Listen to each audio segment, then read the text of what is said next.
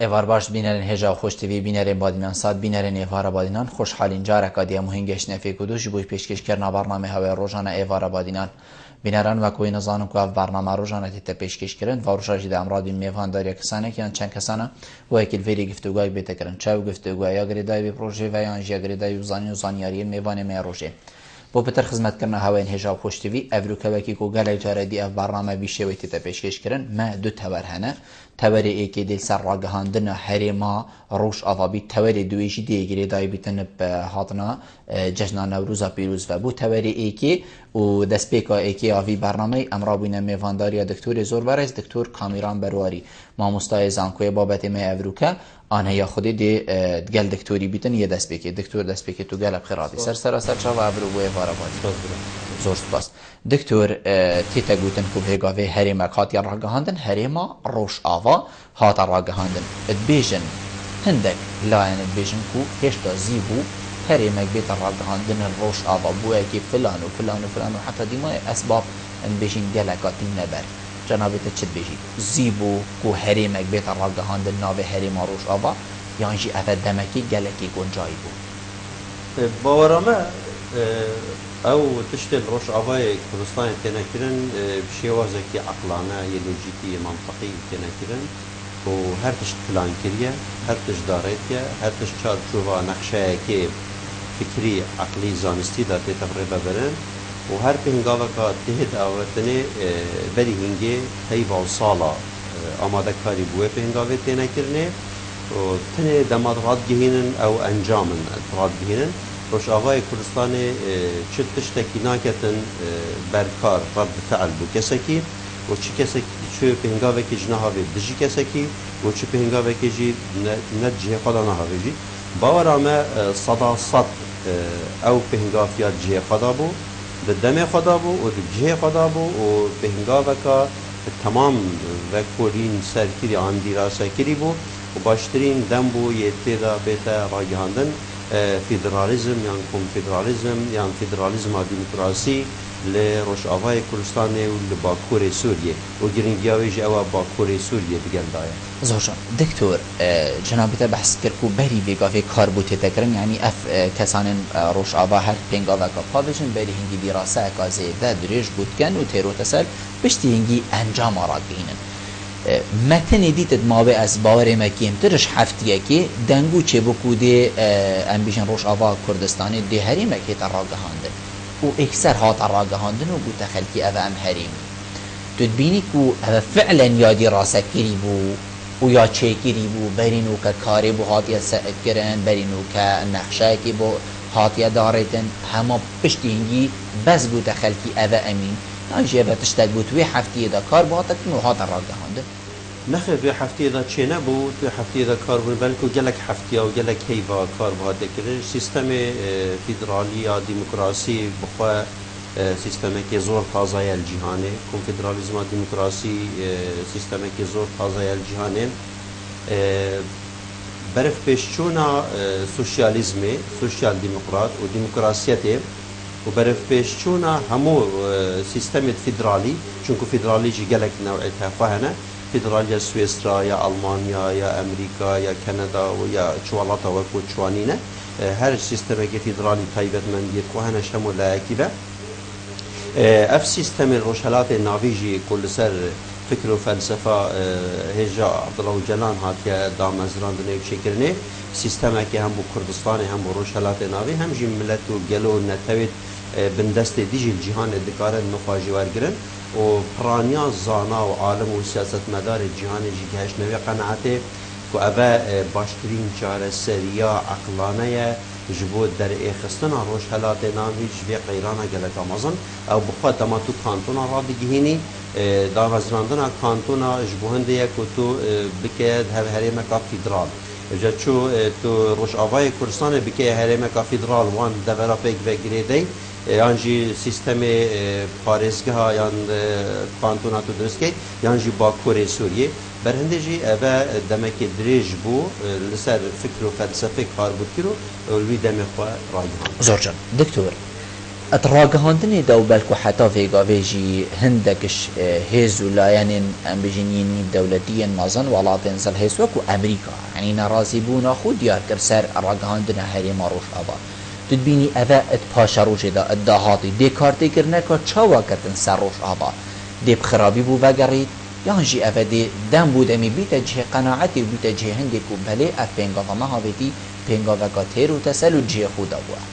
پهنگاوا هری گنجا یا عقلانه یا منطقی لوجیکی یا روشهلات ناوی هاتی آوتنه اف کنفدرالیزم و فدرالیزم و دموکراسی روش آوای کردستان و سوریه برجع اگر طبعا اوه بی امریکا و بی روسیا و بی بریطانیا و بی دولت دی او پهنگاوا نهاتی آوتنه او چی پاهات الراگهاندن شرای امریکا و کو امنت گلی دیدنا من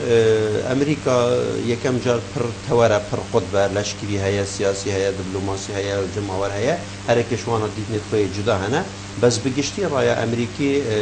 امریکا بگشتی از باورم دهید از سروی قناعتی چایی اگر هاتو چو امریکا دجی سیستم فدرالی روش آوای کردستان راوستا و جدی راوستا و پشتوانیا دجمنو دا گیر که کردستانه که اوه گاوه دیار بید که امریکا به چه شیوه که شیوه دیگل آزادی و رزگاری و سرخبونا کردانی نه و امریکا نبید چه شیوه که شیوه روش حالات ناوین امن و آسایش و استقرار و آرامی بکویتی و تنهایی کیفتت روشهلات نابیده بس از ویب صداصد پیچوانه دبینم از دبینم امریکا احمالش دولتت ایکی بید دام بینانه سیستم کنفدرالیزم و فدرالیزم بکتن سوریه فدرالیزم و دموکراسی جبرکو امریکا و همی دولتت مظن بریطانیا روسیا فرنسا المانیا ایطالیا حتى دولة إسرائيل قبل دولة برد سوريا جدجين همي جهش نوية قناعتين بيست آرامی به منطقه به هرمی هبید و آرامیجی به هیچ سیستم کشمان سیستم چنا بید جبلی بی سیستم روش آوای کردستان تیتا دیتنگی اف باوریه بیتا ام بجین کویتا سر لابهرین روشنامه دکتور یا امریکا نمونه جنابتا گوتی روشک دهید بلکو شید ایکی بید کنگی او روشک دیگه گیرو بید بله اوه یا کتیا سر لابهرت روشنامه چون که دست پیکا کانتونا همی دجبون و ابروکه همی تگلن پشتی هنگی کسی که تجارت تعامل رفت هل سوکیات و رفتار جنت کرد افرو که امریکا بخار میلانه روسیا لویریه ایطالیا لویریه آلمانیا لویریه فرانسا لویریه بریتانیا روش آوایه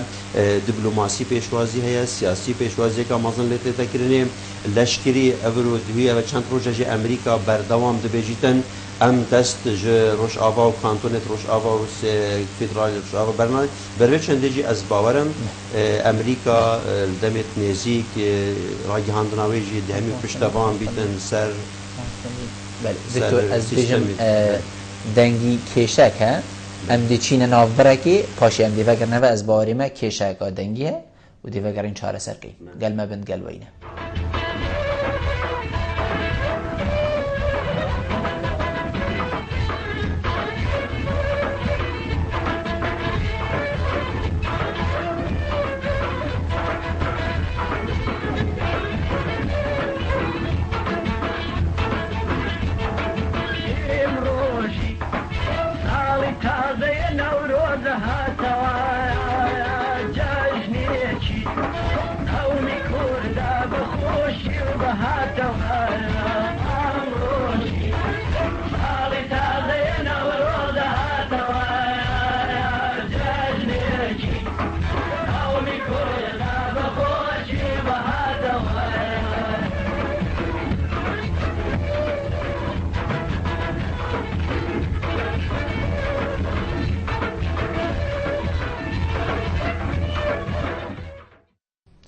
ببورن کشک آدنگی هبو ام وگرانه هبو تمامیه دکتور ام هر دیل سروی چندی مینی ندام پیدانه امریکا بو حال حاضر یعنی من بیتن از پتر سروی براوسینم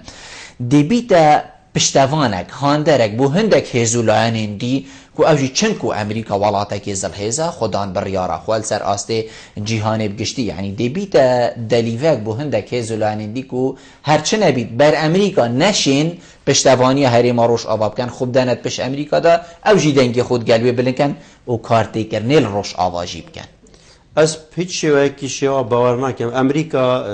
ندگل دوباره داگیر کردن کردستانه امریکا ندگل هنده یک و کرد مینم بنداز بو سال 21 جی امریکا بارنا کم دگلوی چنده بیت افضل مزورداری لکردستان بیت کرد امریکا ند گلوی چنده از باورم افهمی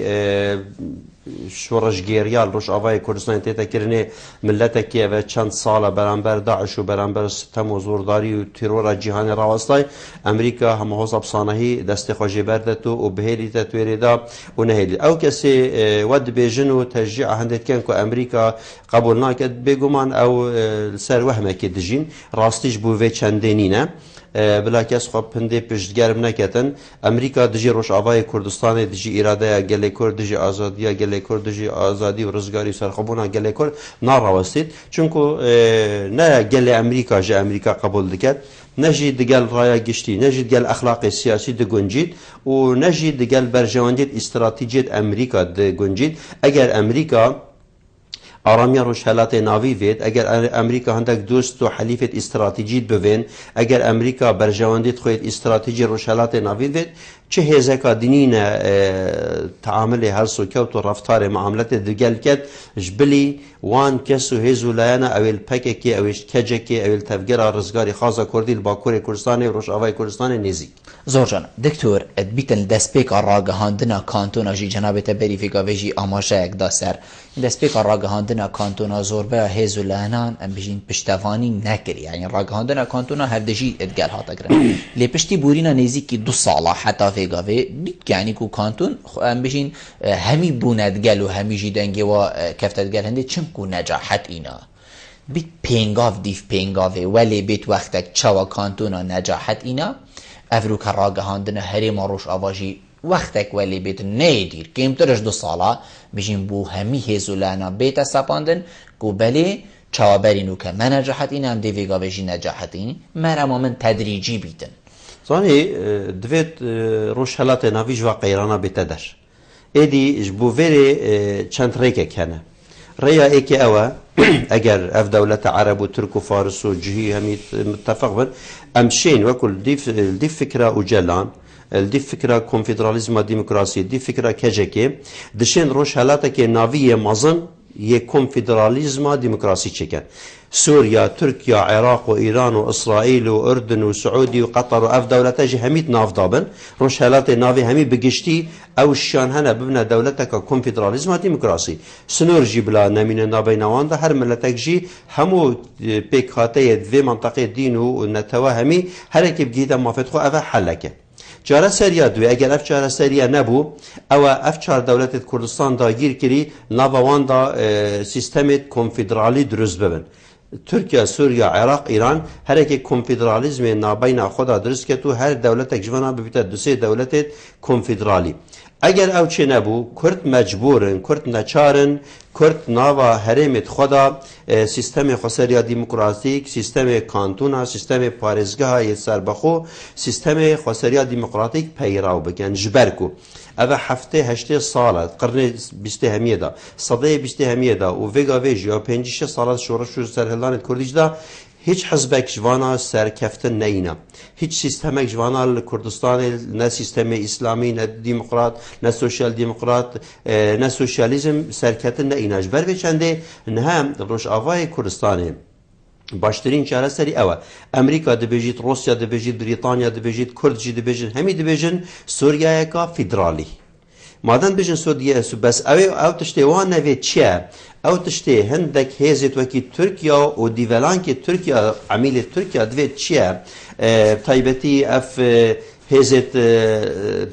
کردی اوت چه سنگو گرانه یخوال سر آخه سنگو گرانه یخوال یا سیاسی یا اداری یا لشکری سر آخروش آوانه او چد بیجن اوان وید وکو ظلام ترکا و پیوگیری دای هندک حزب سیاسی کردستانی اوان وید افت راگهاندنا هرمکا فدرال سر دست یپگی و پیده و سر دست وان هزت کردستانی چینه بید اوید نکت آخه دا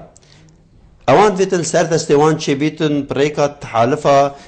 یا وان دگل سعودی و دگل اماراتا و دگل ترکیا دگل اپوزیسیون سوری بگومان دوید کرد وی باش بزانم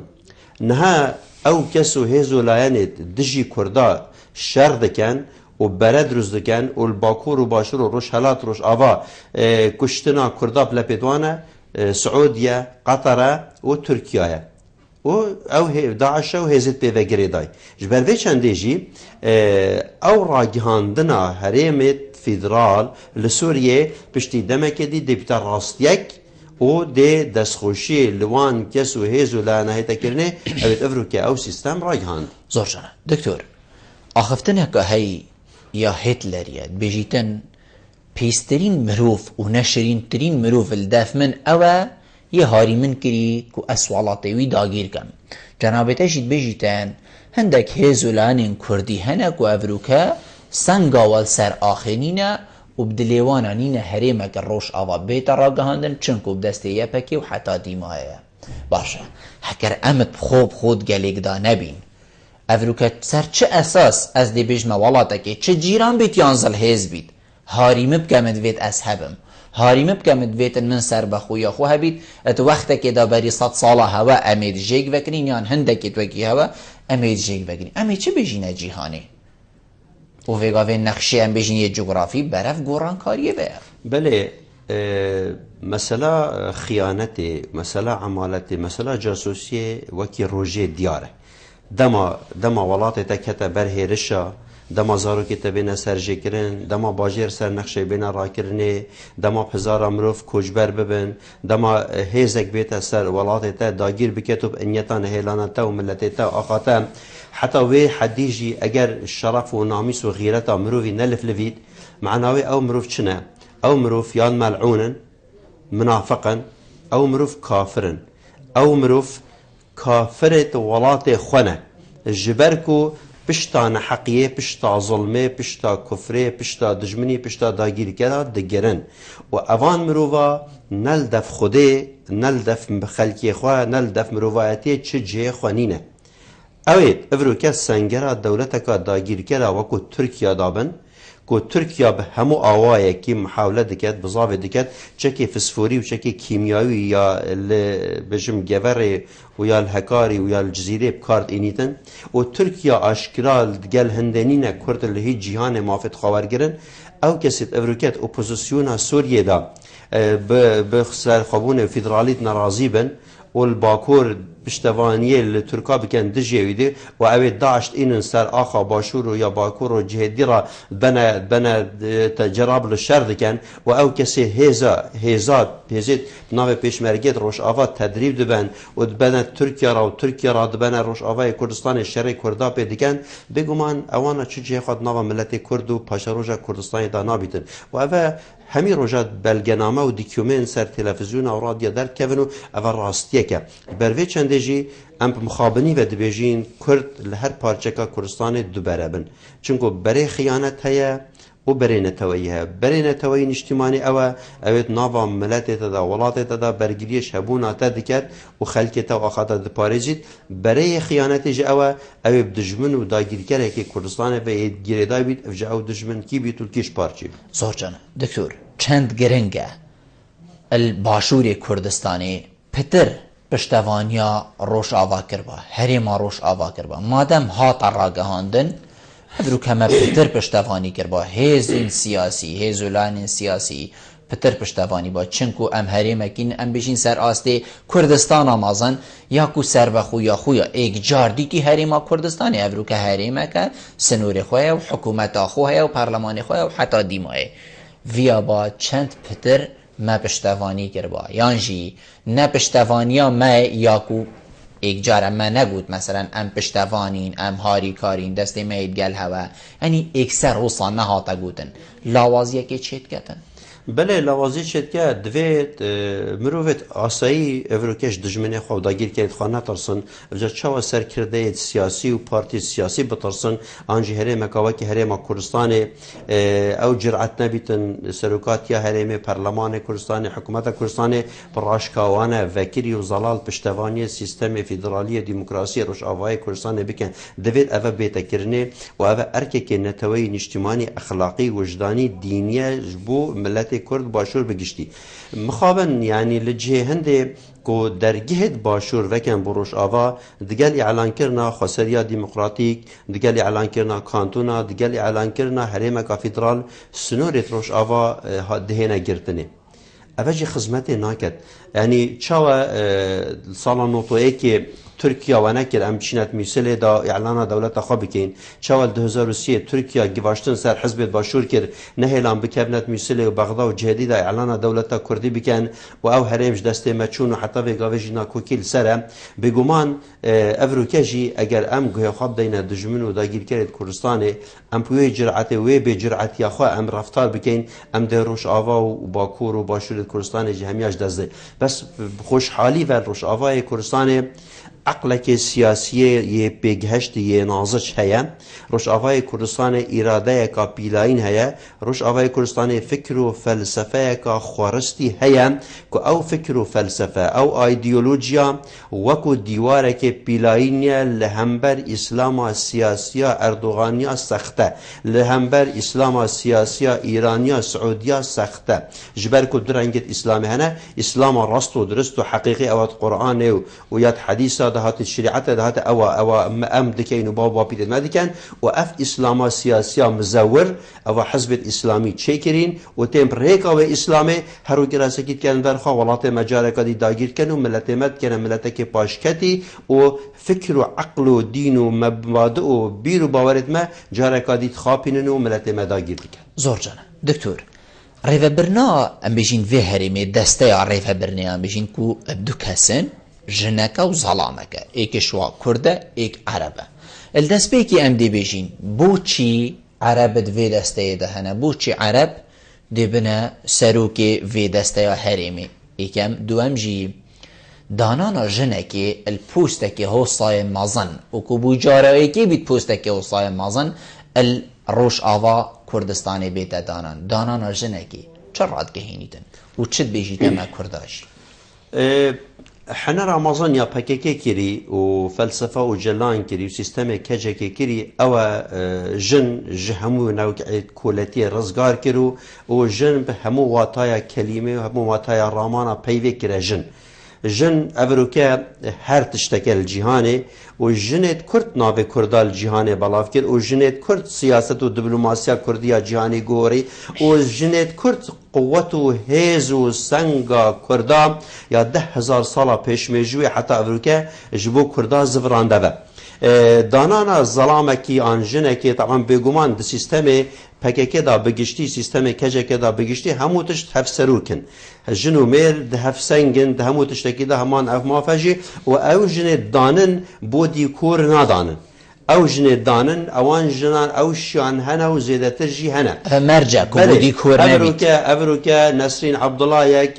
bi esf rahetî ve dibêjim tu dikarî bikeye bêjim wezîr dîfa Emerîka, aniya Rusya, aniya Çîn jî. و اف جنت نافی یه پگی و یه پجیدا و یه جاستاری دا چه جنک شوانجی بگمان کمتر نینه. اف ایکش آلیه دوی و جیاوازیا سیستم کنفدرالیزم دموکراسی و خساریا دموکراسی و سیستم کنکی و کجکی و پککی و کنگراگل و اف منظومه مزنا کردستان مزن اوه جیاوازی نابرا گلان و نتوان و اتنان و عرقان و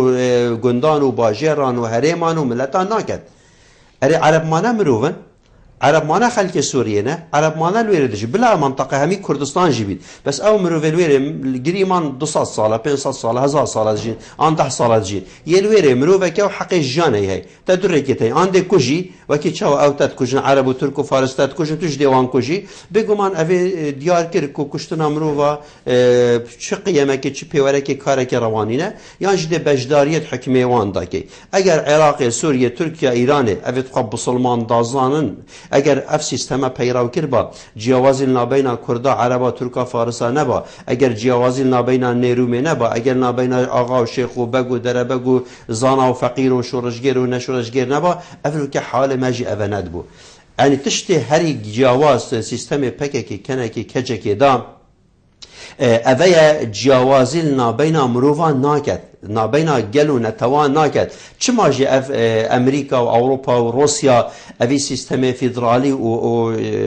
کانتونت روش آوای کردستان وکو چرایه که گشل پشتا جای طاری دبینن جبر کو اوه حنراوی اوه او گلو نتویل سوریه همو دکارن وکو برا وکو حوال پیگ و بجین چوا دبن تراشکا گارا و متینی و قندیلی را عربک و کردک و ترکک و فارسک و لازک ناوا پکک دا ناوا هپک دا ناوا یپک دا دل شنگار الجهدی ایکو دو هم بیز دکن و پیگ و دجین و هیچ جوازک نبای نوانینه افرو که جبر هنده یا اف سیستم دجایت یا وی سیستمی جی اف هزت كافنا برستت نفخوي بارتيت كافنا برستو رجعيت نفخوي هزت داگير كرت هرمي هندك هزت جهانيت كافنا برستو وفكروان يا شوفيني اونا دجي سيستم كردا رادوستن جبركو سيستم كردا سيستم كردي كردستانية جوجدان و آخر وشالات ناوي دركتيا اوان درد وجلان درد روشالات ناويم بالتمامي دست نشان كريا و درمان جي بوديتيا و درمان جي او افروكيا او روش آفاي كردستان و سوريا دهتا بخيرا وكرنه اتراجهاندنا هري ماروش آوادا ام بجين اللحظة راجهاندنا و اتوي بيانامه دو حتى ديموه هات يكو هري ماروش آوا پارچه که ام بجين سوريا كو اي گرتي امن بيجيتن كو ام ندگل هندينا سوريا بيتا جيگ وكرن تونا بيني وقتك بيتن اول سر کردا الروش آوای کردستاني مازن راوستی چنکو وکی ام بکردی بجین کارکو گولک هر بن صافی که فنابل روژک دهید تو دی داوا دولت بونی کی بیتن وی روژه نیار و هم دوستت مجی کارل سر هندی بکن بجین تا روژا راگهاندن حریم روش آوادا تا گوتی من تنید بیت حریمک من نوی جیب جدا یکل سوریا کی تشتكي وصانينت ياسايت نافنتوي هنا ياسايت يو ان هنا ياسايت جواتا بجتنا هي نافنتوي هنا ياسايت مافي مروف هنا دانا زانا گردونيا مافي مروف هيا بشيوه كي شوا تو نكاري گلكي نتوي كي گريدي بجدي حتى تدي افتشتي نها او تشتي از دخازم نمرجك كوري من دخازين باب من بابير من بابتا بابيرتا تقال حزبك السياسية معين بول باشور كردستان بس افريقيا تتقال حزبين تتقال حزبك هذه صباحي دبي في حزبات تتقال افريقيا كو يكيتي اجتماعي كردستان قران كاريك بسردابت تناوي حزب عن دربي تشتكي دي شي بالدبات تتقال وين نبي اك نشد بشتا چما بابتا تقال في حزب بو بارتي بو نمونه وتشا بو يكيتي وشا كرتا دي بتا تشتكي دي تشتكي وصانينا ملت كرد ناهته گريدان به هیچ سیاسايه كيفم ملت کرد مافی آزادی رزگاری سرخابونه و مافی خوچاره نویسو مافی دولت بونا خویا نتویی سر آخا کردستان مازن هیا اما مافی که گشتیه چونکه اف مافی نبو گل کرد بتنی هاتیه دانندنه بو همو گل و نتوین جهان هاتیه دانندنه لی تشتی لوجیکی منطقی عقلانه افرو که روشهلات ناوین اوه اف چار دولته ببنه دولت کنفدرالی ول پاشروجی دمات بنگهت خوی دولت بونه دانان دمات دولت روشهلات ناوین عقل و فکر و فلسفه و آزادی و انگهشت وی سنوری که ببنه دولت دیموکراسی تدکاری و که اوروپا عریضه که جی مافت خوی دیوار کرد. زاجن دکتر دائما برف دیماهی که و چول نیوایی که برنامه اگر جنابت پی و دیماهی که بی تو شی کرم کی اس نوروزا تبایا گلی کرد لجهان پیروز کم و نوروزا مالبات پیشمرگا بگشتی پیروز کم مالبات گریلا و یه پگه و یه پسه و یه پجه و همه پیروز کم مالبات شهید کردستان امازن اس مالوان پیروز کم هر وسا اس نوروزا برئیس عبدالله اوجلان که 18 سال زندان امرالی دا بتنی برخدان دکت پیروز کم و از دبیجم ملت خواه اول سوریه تکرنه انشالله تانجه که دچتا سری هر چهار پارچه کردستانه و هم دمک نزدیک بنوی چاند تانجی و به هفت شاد بین انشالله دنگ مجید گل دنگیتا دکتر کامیران برواری زور سپاس بو جنابیتا کتومه وان بوی گلمه روینشتن گلتا جه سرفرازیه مینران امی پشتی وینا بره چینه بشی دوی برنامه گلمه بنام گلوینه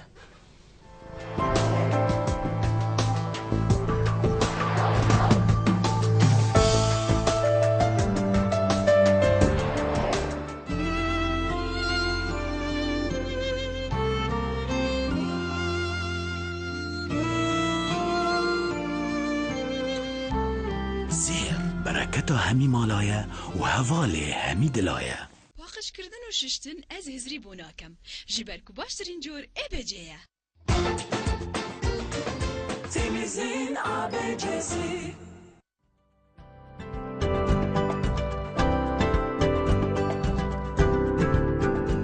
بۆ ریکلامکردنê lê Kenalê Badînan Sat peywendiyê van jûmaran bikin.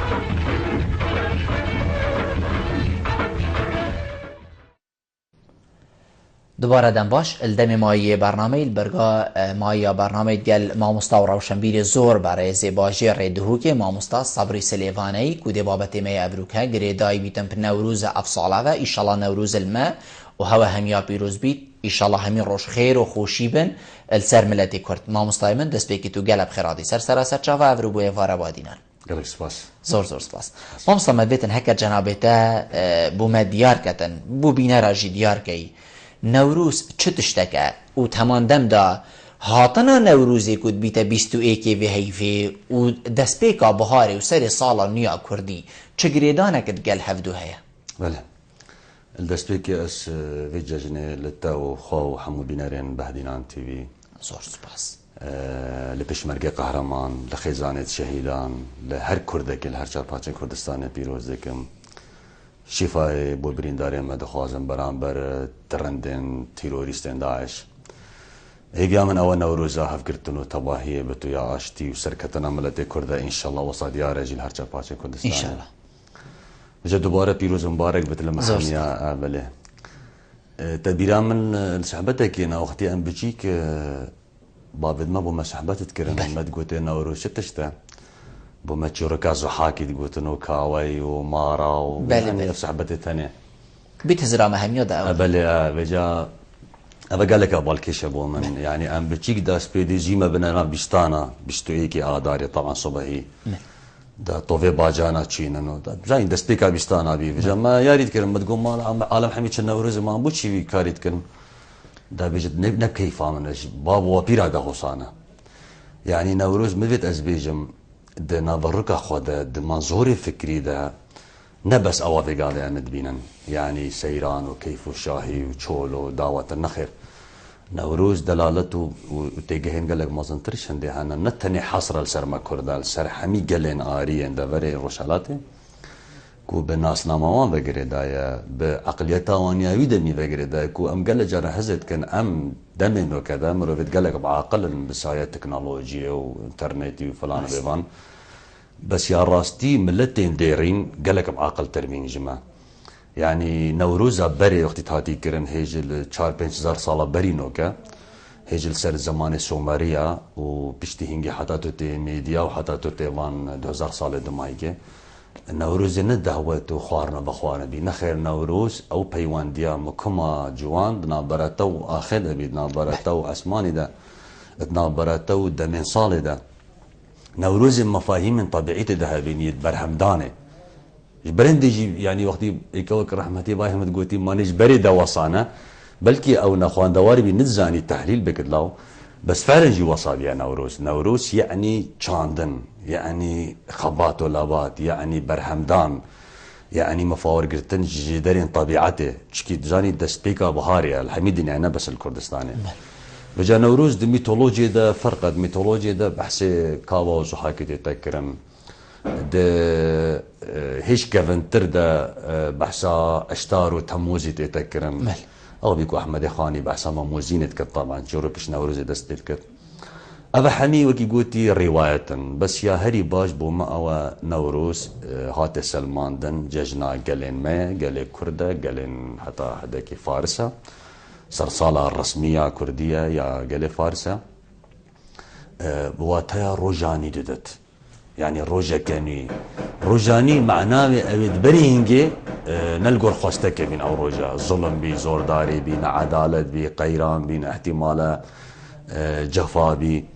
احتمالا نوكهبي ونكساني هبي وقتی وجا او ثوره آن شورشت ایتکرن بواتها نوروزي اكيد عندك انجام باشتري بدز بهاتين واوجه سرنج راكي شيء يعني بو من دبرا روش حالات دائما مكونات جدا جدا تدهين يعني بلكي بوتا ان بو بينارا عندك غريب بس از خو نوروزي بخو فدراليه جي بقردم يعني تشاوا لدفرك روشالات عند عرق جداهنا مذهب وملت ونتوين جداهنا وأديان جداهنا شاوى اتفاق البري بونمونا روجك حمام قهين تيكودو بمعنى نوروزي أي روجي نهر ملتك روجا خابت روجك بو حميم ملتا حابت بس باشي تعاقبها حكومات أو سيستم سياسي طبعا صالحة ماذا ولا هاتي دي أفتطرف وعنصرية بيدا بتي دي مثلا دستكاري حتى نوروز يجي بيتكرم بونمونا الرجيم بعسا قربا قرد قد نوروز هما ميكن ججنا دارا وطبيعة التنة ليام دي الأزبيجم دو منطلقتين أم كرت خاصة كان ميجي دي برنامج دا أوان أم لحقيقة نوروز فقرن نوروز دركتنا شولانا هلكرنا قريا هان دنگي تقي وكي كوفيغا ويتي تاغوه ما حقيقت زاني بوشي كاي بل اكر دركتنا سيرانا شوله بتخلك حمي حفتي درت كبت راست شولا معناه حمي حفتي نوروزن بس دويت ام طيبت من ديا نوروز بباريس النوروز هكر فعلا ناسنا ما قال لي ما رمزك يا نتويه دويت ام الجوهري معناه بقرن نزيبونك تباهيك حشيكو دبك تايبت بو في سردمي مامسا جنابتا بحث يعني بو بالي في قافي ليك ديربونا كهميلانو چي بو مامسا جنابتا بري في قافي اماشا كروي چندكو بيت النوروز يا هندكش ام بيجين فارس اشي بيت لهيك تبتشيت النافا وانا جدا هر اود بيجن يامايا بلكو قالك ملتي ديد بيجن هما يامايا ويا كسي ام كوتشي هندي خود بيجين يامايا ويا كسي دينا وامسي روجا في هالكفتي بلكو آهنگ تينا جيران شبا اولي وكيف شبا آگرده هيت هالكرنو حتى داوية باشاكر جنابي تب مرون كرنك دستر نوروز بالغفة يا كيه كيش فاملتا يعني دفيت ام خوش في نقطة عايز سناكن وقتي ملتك بيشتياما اني دي بيشتياما يعني برأيي مدفيت كيف عملت چکی او دمانیزی ملتی کت زور جانا بس دست بيكو دي مهيكا خويا ايكيا يا همياني بله يعني مقوت دوسير رأيتين رأيكي ميتولوجيا هاي نوروزي بو تقريبا اشتارو تموزد بتقرين تبا افان نيا فارسانا وامنشين بيجن حصرا يا مبتنيا بس افاتو شعبتك كي بريها بنا دولتا بري تبحث اقواماتك بله ايمان مالا كرجي بشكش مالا عنده اوروبي يعني اقوام فارس برينا او جي محمي اكمال باطن بس مقوت تعاقبها انظمه سياسي ودكتاتوري تايبه ادفانس صالد ما كده وكري دي ملت سردستو بندست پیدا بن نو كتو هندي بندست بي كاك بلبل هندي تمدست بي تنشي بيجي خلقك قانع كيكو نوروزاته بس صباي قبل سردس بدولة وحضارة ومكونات ونافتا وبيجهتا الأقليمي وعالمي هذه تشيب سانة هي بدي قبل كن نكون نوروزاتا أم فيت هند تشتاكن بخلكي ديار كن كون نوروزامه يعني أم في ديار كن بخلكي مثلا فارس في قاوي عندك رفتاريتين عندك مثلا بيتا سين دست بيت كن توي روجي دا چند رجع نوروز ده تقريبا دو هفته كات كان عطلة 4-5 رجع دوام رسمي نامينت اوان تقوسيت كو اوت كن فارس نبز بو نوروزي وات كن بو شفايل دا يجي وات كن يعني بو هر مناسبة كابت افملت التاني افملت ديتر بشيوكي قالك سيستماتيك بمناسباتي بالريفت بن مثلا الشفايل دا الكردستاني شمعانانينا بس الايراني فظيعة فجأة أم بحكم داقر كرني بحكم برتو بلا بوناما بحكم بندستياما ما نشيا أم وان مناسبات تخب درسي توظيف بكن تشتي باش ما شايد وان صالح حميادا فالكرنا في آقرية بشي وكي الرسمي تودا هالكرم بلي الباريز هو أمجين جهج بلي يعني أكر برامتت الدرفي ولاتي جاركي برادركي فارس الرجا نوروزي ام المدرسه بون متخواند الرجا نوروزي تشتكرين بو ملتي هولندي ام حميل اك مدرسه تشتكرين قلت مناسبه نوروز ما هذا لكن ما يكرت عايز قلت نا نوروز ما قلت هيك بخنا يجب اوت كتا يا اخوان بس تبران بريوي تشكر يعني ام شين خدان در كامل تشتي بل هكر في قافي ام جالك يابكن هكر ام سربن فيسن ام بخوين ام كوروسمين يا رابدن هكر ام نوروزي برجسته بكن ديجانا خويا روجانا ده يا سياسي كومالاتي ابي بن خدان نوروزي ايكي بس وقتي ام خلين نكن خدان هندك دي هاتن خلين طبعا تنشي واقعي دورو بربجن افا خدانا بيجا افد بتجي كيش بكيشي بريجي امد بيجن يعني مثلا هناك انت احمد خاني بريد صدو بيش الصلاه سر نوروزي دروزه دست بكري ماموزين اخوا بس بلكي نبي سركي فارس وانا كريا بس ما كان بردوامي بالربازي ده بجا نوروز ميثولوجي ده اصلا يعني يا اقوامه روشالات يعني بحسب كردات تنيناكن باشي مقوتة اشتار وتموز بحسب بيسا عيني اقوامه كفنت كتو اشقاوانا وشيروكاوانا بشتين قد دمي اسلامي ده جهات افجي هجي قوتنيا او جيت اسلامي ده بين در رايك دجي وان تشتانا مناسبته بس رأي جديد إسلامي ده يعني بيروز كر نوروز قوتي خوزي حميروش نوروز بان نوروز هم قوتي تلدستيك نبشي سيرانا وقلشي خوبا فيجي طلقاب واقري الكنا نوروزا قبيل كرنا رنجو جورين جدا جدا صور إيرو ما محتاجي تندي هيا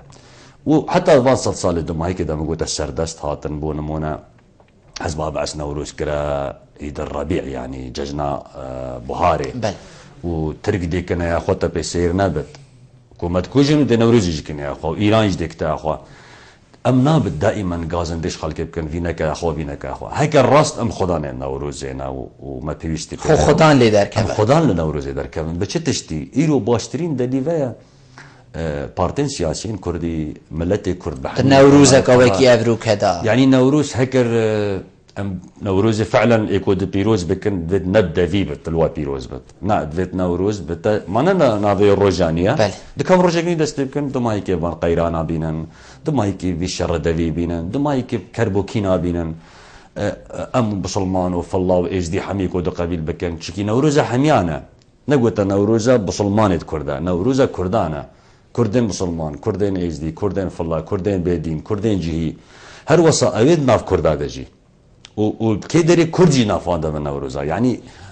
تاريخ هر دمك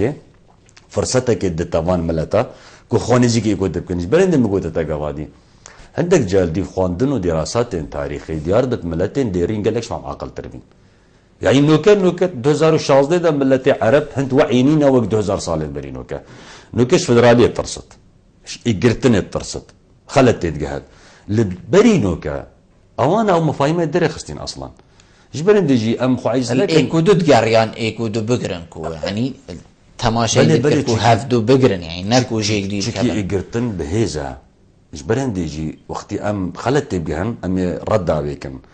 ام شريكن دي ساجز بيجم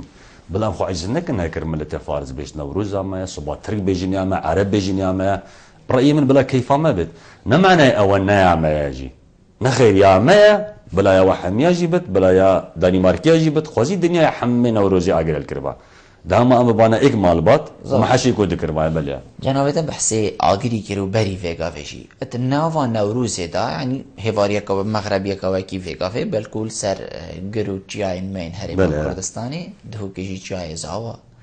اگر ده در ما حس کرم میره بالا وجه خدمت بله هما آگر و نوروز چه گریدان بیگ وحیا یعنی وقتی تو آگری هلت که یعنی چه ده چه گود وقتی من هل کر من چه گود برانبر وی چاوت مبگهید هل کرنا آگری نوروزی دا ادگل کرداجی تایبه چه گریدانک بی وحیا آگری و دروجا نوروز دا اوه دو چقجه چقه که دیسا میتولوژی هم بیجن چیروکا کاوی و زحاکی يعني او وك الروايات نكل خواندن قاهجتي تخواندن ياش مبا بشكل سروي فكرة برورده وما ظن منكو زحاك وقتي قصتا تشياي كري تشورو كي حمد زاين بشتينج سرهلدان كري دجي زحاكي وهاتي وإيماجا سركتنيا يعني اگر مشيا ام زحاكي بيخن سرهلدان ام دي اگريكي لكن تشكي هنجي تشي بيجي بوستك يا تشي تلفون نبين هذا نشون نبين طبعا آجر حتى ما صالاجي الشاف دائما على الطريق بيكودو هالتكرن فيجا فيد بينا الليزر جدير فاهمة بله فجاهينجي وقتي آجر الكرين يعني إيماجي أم سركتن بس از بینم اوه بچی کرنا واتا آگر یا آگر نبس بو هنده آگر کردواری خود پیروزه یعنی گله جاره کرد وقتی سین دتخوند بجن وی آگری ما بجن وی بری آن وی داری آن وی آوه کردان سجانه گویتا وی آوه بس کرد دائما بجن وی آگری یعنی آگر ناف کردا ده پیروزه جبرکو دميتولوجيا كمان ده حتى انا بقرا زمان حتى بحث طير فينيكس وقت كان فونيكسي وزردشتيه طبعا وحتى في رجاء ايروجي يعني نوعك خداوندي و اجري دلالات مظن هنا بجهل كرنافي اجري يعني الدور ايرو رشاء ايرو عمل بيجن ند منظوري فكري ده لد منظوري ميثولوجي ده افيكو كاواي كري يعني ام سركتون وافروناهيه واشكرا بي محمد بس از دیرتر برای خود می آگر نتنیج برهنده چکی مگوده تل کرد فلسفه کردال سر زردشتی آوایا بری دیانت اسلامی طبعا زردشتی جی آگری پیروز بین آگر و باو آخو آف بجا ایکشوان پیروزین کو کرد تحدینن آگر بخواهیج برهنده جی بجداری نوروز بویا وکو رمزک حتی دعالا کردی ده جی ما آگر پیروزه مانه آگر یعنی رمزه و روژه چکی روش نه ماده روش نفلزه روش يعني نما داك هو صاوي بريا روش حمي آجر وغازاتن بخدني بقى على كردي دجي روجا وتيشكيتو ماني حمي آجرن جبرن دي آجرن لكردا بخو بيروزا زور جان امستا تيتا گوتن و همي جيدا راجي دا امید اوين کو ویگاوی حتی جنابته جي گوتي بلکوت ام بجين خاندنگه هاجي دا بروكتي تا خاندن کو کاوه کسکی کرد بویم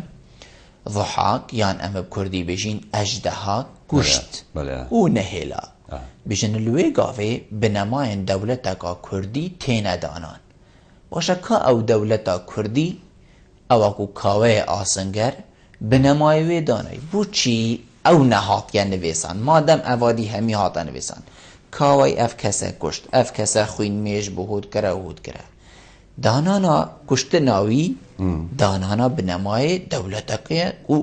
یا کردی بید مادم کاو کرد بو کاو دولته نأس نلقى الوي طرحيما أو كود بجين كاوي بنماين دولتا كردي ديناتي أس شيم سيكسا تاريخا كردي دا تشبيه بكم كواف بين قاوها بيتين ايك كاوا خوا شوف جا ميتولوجي بت عن حقيقة بت أوي زحاك لا دا ندا دولتا كردي شيكت أوي زحاك لا دا أو ملتا جبن ظلم وزورية ودكتاتورية دركبت وقت البن دكتاتورية دركف جيانك آزاد بجين سيستمكيني وجا چه قواره بد مشكلة دولت بتنا دولت بت ام بحساوي زماني كن بس دماهيك إنانا زور دارية قالك مهمة چكي هنگي جينا كرد بتنبين ما چه إثباتانين كو كاوا صد كرده آن نكرده بس تاريخها موباقال كد موجودين تاريخي بجنا ما كاوا كرده زحاك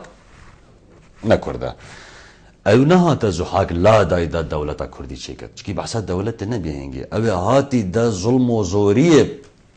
دماهي بين چكي اكا زحاكي وانا كربا هما دا زحاك حكمي كتابه يدوي كسيكو او هولداي صلاح الدين ايوبي نها دا دولتا كردي دا مزرين هاد دا مقديب دماهي بينت كاك بالفرقة تشتكي بدماهي بيني تشتكي دا مزريني ويسيجي يعني برأيي من برئيس عبد الله وجلان في دمايكت فلسفة خدا وقتي دعوة كومارا آزاد دكت بوغلين روشالاته إيروجي طرحة ما أبا أم نهضنا بجن نوروز دا أم دولتك كردي شيكنا دولتك كردستاني بوكي بو كردا بو فلا بو إزديا بو تركمانا بو عربي ناف مدى دولتك كردي فرقش دولتك كردستاني هيك كردي بد معناه بس بو ما كردانه بس هيك كردستاني بد بو هر كس ناف مدى جيت جبرن ديجي مقوتة الدستيكا برنامج مفهوم مغايرتين يدبر فرهتر بس ما درستين اخواندن وجا نوروز او عنصريته تذنب بيكو بس بو كردانه نخير جبرن ديجي احتمال قالك ملتي تخوض بينا وهذا هشمنديه بو محسابه كو دائما امي دينا بخوضا قبيلتكن ما شيء بلا نوروزات تجيبت يا مجيبت ام حميد تشارچوفي من قلت تقوادي كبيره دافيد مقولت تقريبا حتى فدراليجي مفهوم هنديت ورا محمي بيكفبش عراق دابون مونا ان تركيا ان روشالاتا نافين ورا محمي بيكفبجين بس وكذي يكساني هبت نعم القليل بجين بندست وسردست كاوي هذا قبيل ناكر صلاح الدين هذا قبيل ناكر وجلاني قبيل ناكر طلباني قبيل ناكر بركي بارزاني قبيل ناكر افسر كردين محمد فيدي مفهومي بيرو بكن ام دا قرقريت خوان ناترسين اموان تيب جهينا كو ام هاتنا القلوة بجين خو بدن قبيل كرن ندا ام جهوا بقرن نخير تشكي واري ما نيوا اصلا هي بخير بين مالا ويا ميفان كي خو بدن بس نلسن حسابامه بجا نوروز لنا يعني تشي بيجي بنا معي دولتك الكردية بدي بتحكي عنصرية هكا بيجن بس إيرو أمتشين وكن إيرو أمتشين وك بارتين سياسي الكردستاني وك سركردين كرد قشتي وك حمو صازي ودام زرينجه الدولتي أم استنباطا بمعنى بك نوروزي قال لهم شين نوروزي بكنا نقطة انطلاقة در برينك بوجفاكا كردي كو أم حمي مكوناتك ودا قبيلكن ما ندر فتك جرينا كيف بلبل ام ايرو حمي بارتين سياسيين كردي وبان قيرانيت امش بردنالن ساكي حمي دستيك دقرن شن اجري هلتكن لو كيف دنگ طلقات تمنوت برنامج دايت بيش تمام ملت كيف خوش بنوروزه ونوروزات بيش توا ازي هاتين بو هفقرتناوا بو ايك ريزياوا دجي كي دجي تسردسو دجمنا اي باشا مادام ام آهنگتكن ومادام ام في شاهد اعلانتكن ما بوشي معنا ديجي برجستانا كان دام ايكود بقرن حزب الكردي درجة ايرو دا تشكي طرسو خطرياتا هاري مازن لسر ملتي ما صال دي تمام زار شازده صالة كماي ام ايكود بقرن بحامي جداين خوضها تو اخوا اسو اخوا ايديولوجيا تشبت عشيرات تشبت دين تشبت باوريات تشبت اه بس ام حميكو دبقرن هيك مشيا ام كرد لباشور كردستاني وك سياسات بارتين سياسي ام تشين في درفتا زيرين كاربينن نموناكي بيشنگ بدنا ملتين دي چكي ما كارو خباتا عسكري بسايا خوينا بيشمرقا وشربانا مدرسك دا عالمي بو برخودان وقهرمانية دوره ويدرسي ام ترجمة بكن بواقع سياسي وكمالاتي زور جان وجا نوروز از بینم باشترین درفتا بونده ما استاد دائما برف دیماهایی که بچو هکر جنابه ده پی وکا دیماهایی که بیت تو شی کرم گی از دوباره نوروز تو خواه و التوایا دینارا پیروز دکم تایبت لخیزان الشهیدین کردستان مالن ام بیجن